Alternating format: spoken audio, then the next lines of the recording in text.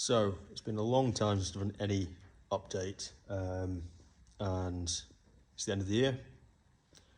So this is where most things are up to now. So we'll start with the Kenworth. I've not done anything to this since the last video. The engine's still sheeted up. The injection pump is still sitting on my workbench, waiting for me to do something with it. I've got the seal kit, I've got the special tool. I've had that since, I don't know, maybe February. Just haven't touched it. But I will do a full video on the pump as and when I get around to it. The cab, well, I tried to carbon fibre it and it worked in certain places, other places it didn't. The epoxy just hasn't taken for some reason. I think it was due to timing issues. Whilst it technically should have been all right, you can see here, it just hasn't stuck. I think due to the workshop temperature in summer, it might have just flashed off too quickly. So the roof's stuck all right.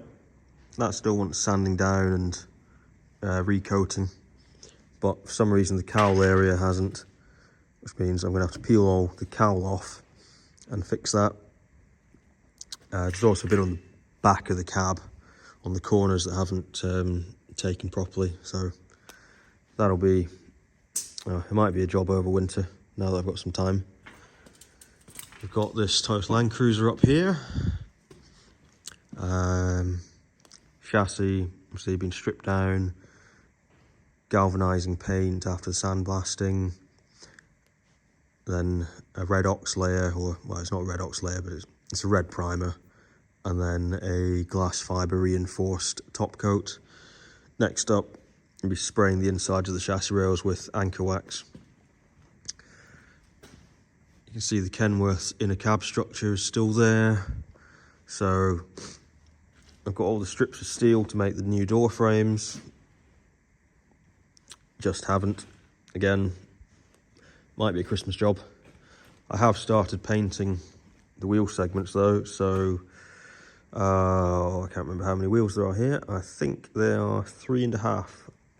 Let's check. 1, 2, 3, 4, 5, 6, 7, 8, 9, 10, 11, 12, 13, 14. Yep. So there are 4 2/3 of a wheel. The one that hasn't been painted on the back, or the 2/3 rather, they need the back sides just hitting with, my mind's gone blank here. Needle gun. There's just some thick rust and rubber build up. So I'm going to do them probably on Boxing Day, and then I can paint them, and I'll have enough wheels to do one side of the truck, which gets 4 big tyres out of my way. Not too bothered about the inside finish. I've basically just slapped galvanising paint on these, just in case water gets in. And then once they go back onto the truck, they can sit there until I'm ready to paint them with a top coat. So they've had a grey primer essentially put on the outside, and then they'll get sprayed black when they come off again. One fender, still not finished welding it up. That's been like that for at least a 1.5 years. It's just been sitting inside my container. We've got the Autocar's truck cab inside. So again, this hasn't been touched, and that has been sitting inside the sandblasting container. This will get pushed outside, maybe on Boxing Day again, or at some point over the Christmas break. Blow all that sand off. And then I'm going to start welding the new bits of roof in. So, see, the roof's a bit crispy. It wants a new back frame putting in, and it wants the A-pillars putting in, which, again, I've had them made up for ages. They're sitting somewhere in the pile over there. The Mustang runs. New engine's in, 5-speed transmission's in.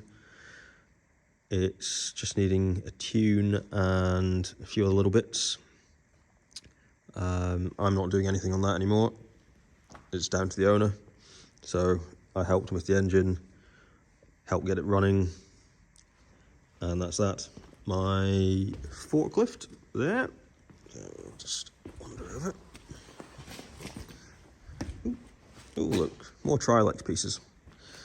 That one I need to weld up. It's very badly pitted, so I'm going to run some 70-18 across the face, grind it smooth, and yeah, hope for the best. Really, I wish I'd just saved up and bought some Alcoas in Hub Pilot.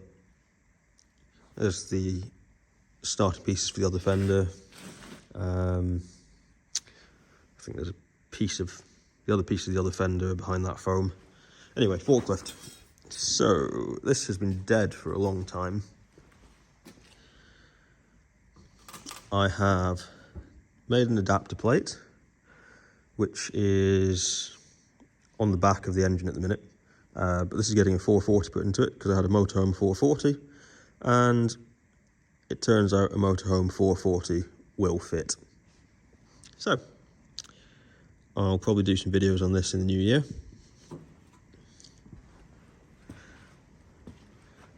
I am in the middle of a tidy up as well, so everything is everywhere, even worse than usual.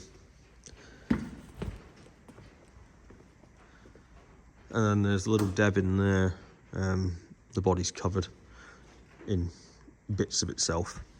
So I do have a full video on that. It just hasn't uploaded to YouTube for some reason, and then I gave up because it annoyed me. So I'm going to retry and upload that. But essentially that's having a right-hand drive conversion. We've got custom headers going on here. I've finished this side off. I just need to fully weld it. I'll take them off, purge them, weld them, and I can do the left-hand side. The steering column fits through, the power steering conversion fits. I do need to remount the support knuckle there. I can't remember what it was clashing. Oh yes, the bracket that was holding it clashed with #1 cylinder. So there's that. The 440's down there underneath the sheets. Bog standard I want to say 1978. It's been a long time since I've seen it. We'll say 1978.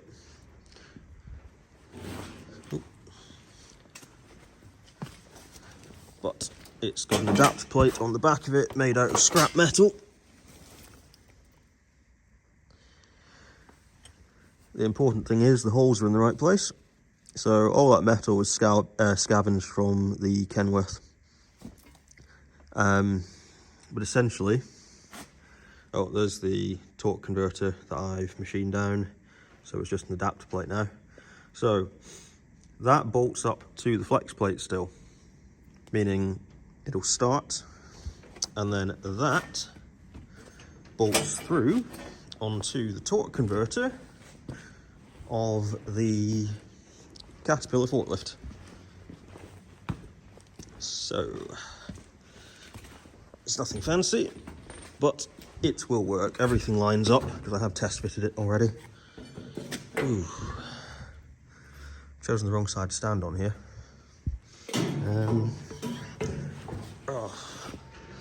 I need a workshop twice this size and with half the amount of junk.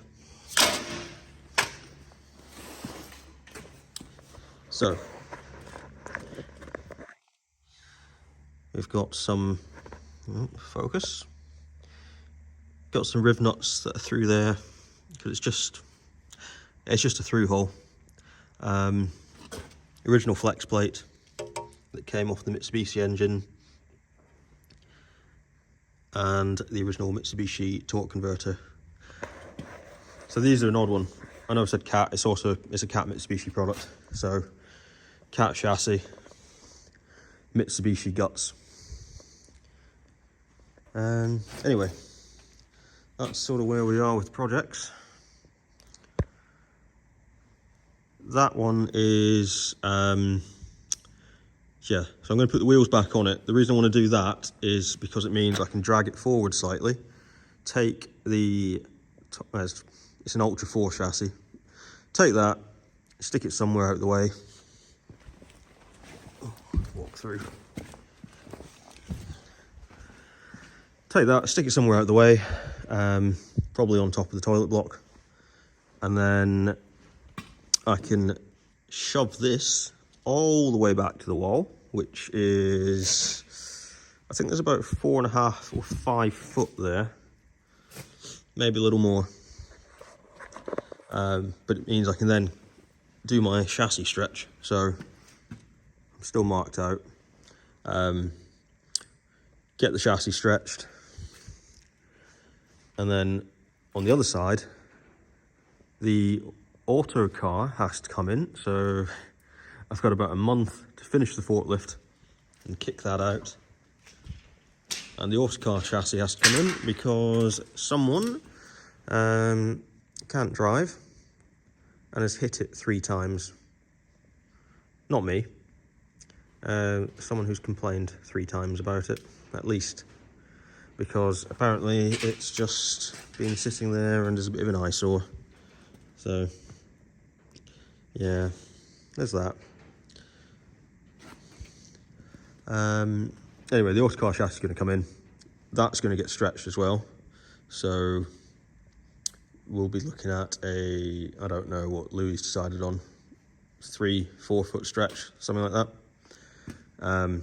Which means with the forklift out, the Mustang turned sideways, and the Autocar's cab back on the Autocar chassis, it's going to be tight in here, but it's what it is. So that's why these need to go somewhere, and why everything along the wall needs to go somewhere, ideally back on the vehicles they came from. And that's how I'm spending my Christmas Eve, doing this bullshit. So I'm going to continue tidying up, and I will do some proper update videos in the new year.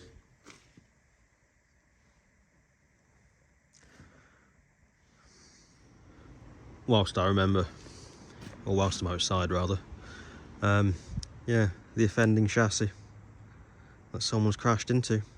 I really don't understand how, because that is big, bright and fucking red, and it's also at about wing mirror level, or side view mirror for you Americans.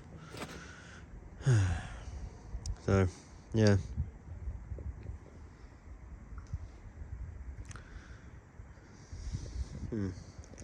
it's what it is. I'll find something else to fill the space with. In fact, I've already got something lined up. So, not this. This is going.